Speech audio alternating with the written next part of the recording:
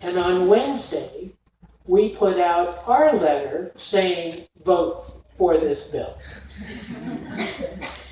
The bishops had been told by their staff that there was money for abortion in the bill. That is not true. And 2 courts have said it's not true. But that's what the bishops thought. In the end, because of our letter, the bill passed. And I got thanked by President Obama for our letter because it made the difference. And he kissed me right there.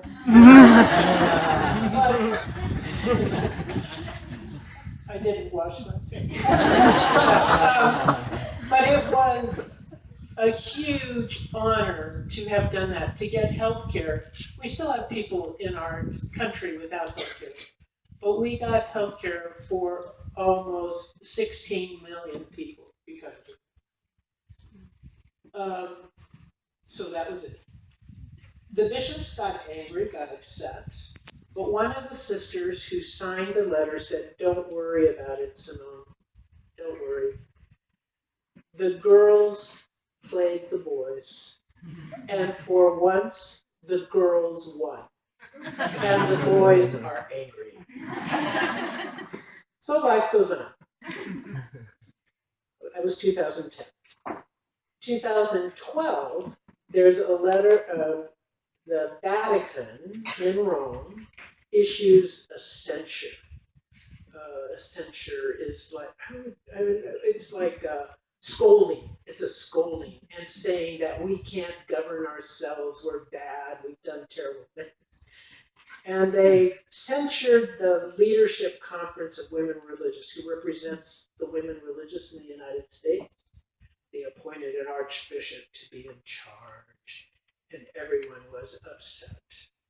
And they named our little organization that had 9 full-time staff as being a bad influence on Catholic sisters.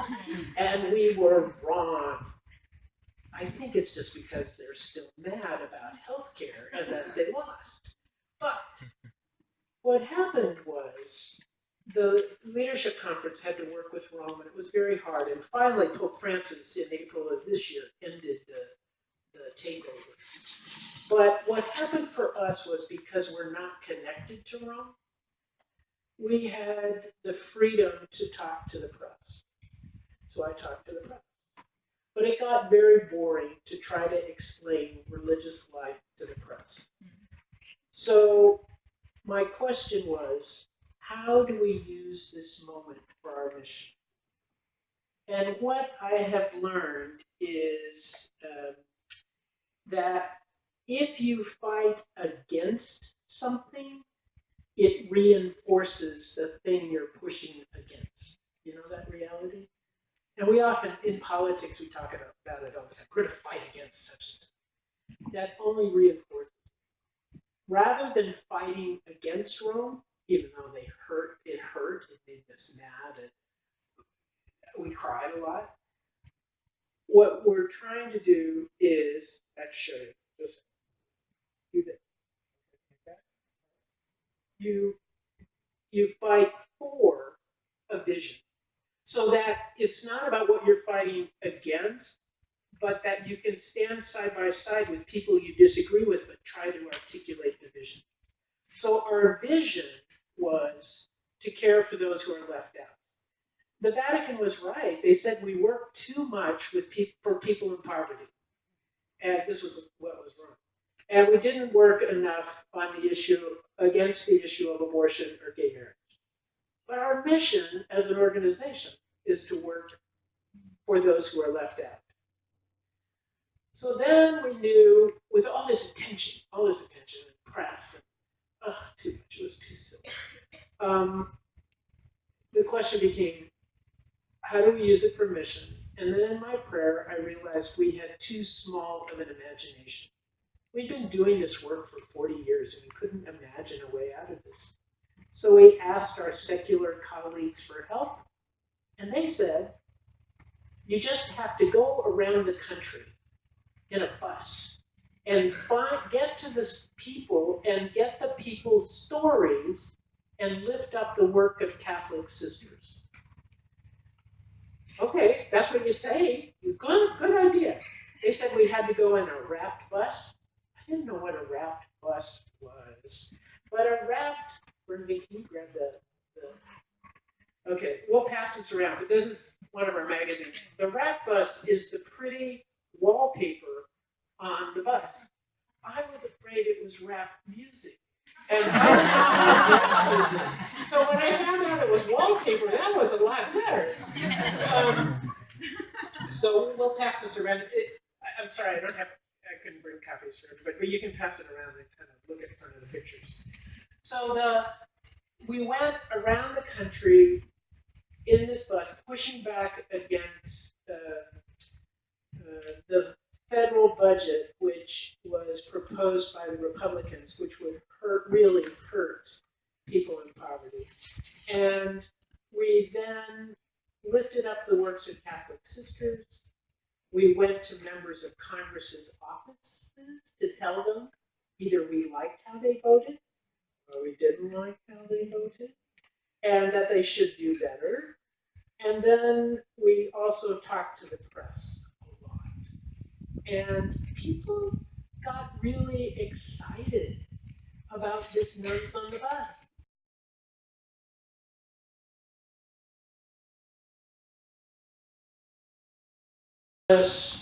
They say to Jesus, send them back to town to get food.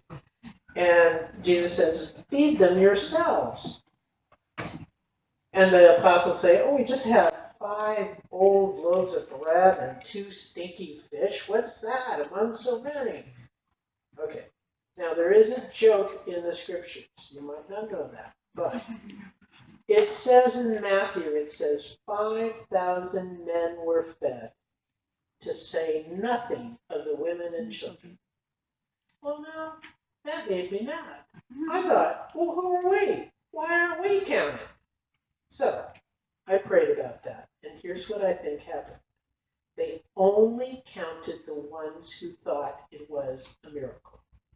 The women knew they had brought snacks from home. But the men were surprised. So, all right, now that you know that, here's the poem and my prayer for you. I always joked that the miracle of loaves and fish was sharing. The women always knew this. But in this moment of need and notoriety, I ache, tremble, almost weep at folks so hungry, malnourished, faced with spiritual famine of epic proportions. My heart aches with their need. Apostle-like I whine, what are we among so many? The consistent 2,000-year-old ever-new response is this. Blessed and broken, you are enough. I savor the blessed, cower at the broken, and pray to be enough. Now, my friends, I pray that we are enough together